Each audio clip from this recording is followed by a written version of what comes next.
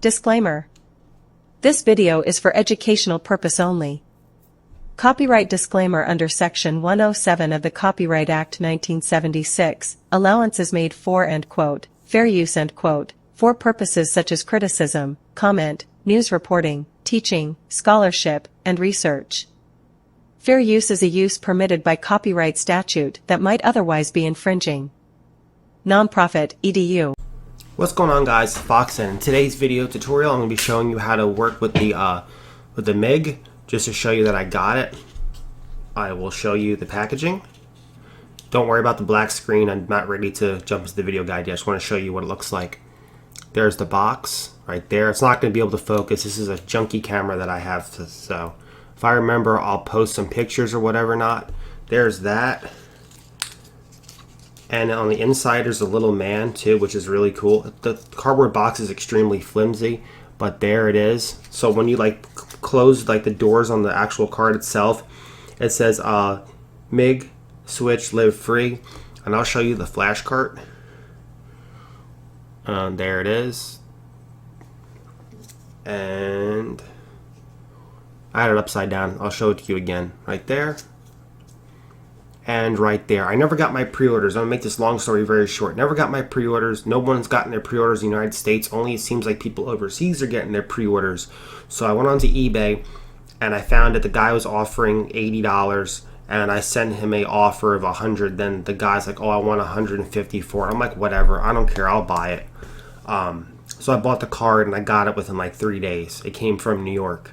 So if you're going to go on eBay and buy a MIG switch flash cart or a MIG switch dumper, very, very important, before you buy it, message the person and say, do you have this product on hand or is this a pre-order? If they never message you back, it means it's a pre-order. If they do message you back, that means they have it on hand. People are shady. You know, he was nice. You know, he's like, I have the item on hand. I'm like, okay, I'm going to go ahead and buy it. I'll take a chance. If worst comes to worst, if I don't get it, I'll open up an eBay case and I'll get my money back. So I got it. So we're going to jump into the tutorial guide now. First things first, what you want to do is you want to go ahead and download my pack. Then I'll show you what to do. I've included all the firmwares, the oldest ones to the newest ones. Obviously, we're going to use the newest one. In the meantime, you need a brand new SD card, or if you have one laying around or whatever. I'm using a 64 gigabyte one. What we're going to do, first things first, let's go into the computer. Okay, after you put your SD card into the computer, I'll show you what to do. Okay, you need to make sure that your SD card is in the exFAT format. If you're not sure how to do it, I'll show you.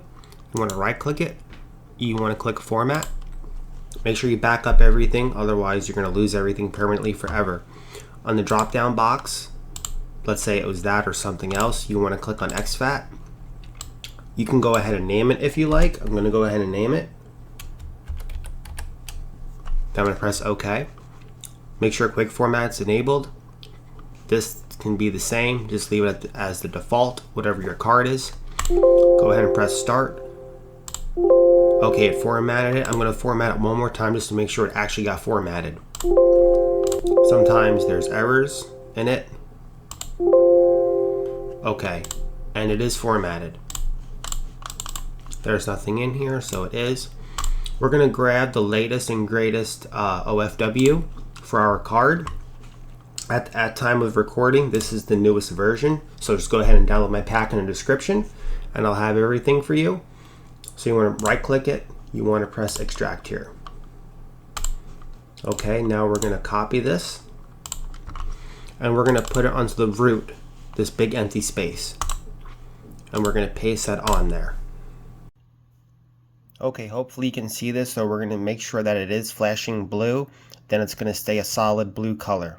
So go ahead and push it into the system. We're going to go ahead and push it in, make sure you firmly click it down.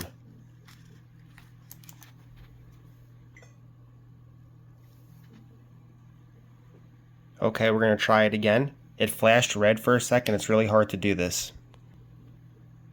Okay, it flashed blue, then it stayed solid blue. Hopefully you can see that. It was kind of hard. I don't know if I can repeat the process or not, but it did flash blue. And if that pops up, that's normal. Okay, it's not blue it stayed blue for a second, then it turned like a magenta color or whatever. It's hard to see, but it did update. It takes like 3 seconds. It flashes blue, then it stays that way. As of right now, I don't see any color on there. So I'm going to go ahead and put a file on and see if I can get it to work. Okay guys, I'll meet you back on the computer. Now we're going to go ahead and put the SD card back into the computer. Okay, it looks good. It created the dot index file, so we can open that in Notepad maybe. So you don't have to check this. I'm just checking it for myself out of curiosity.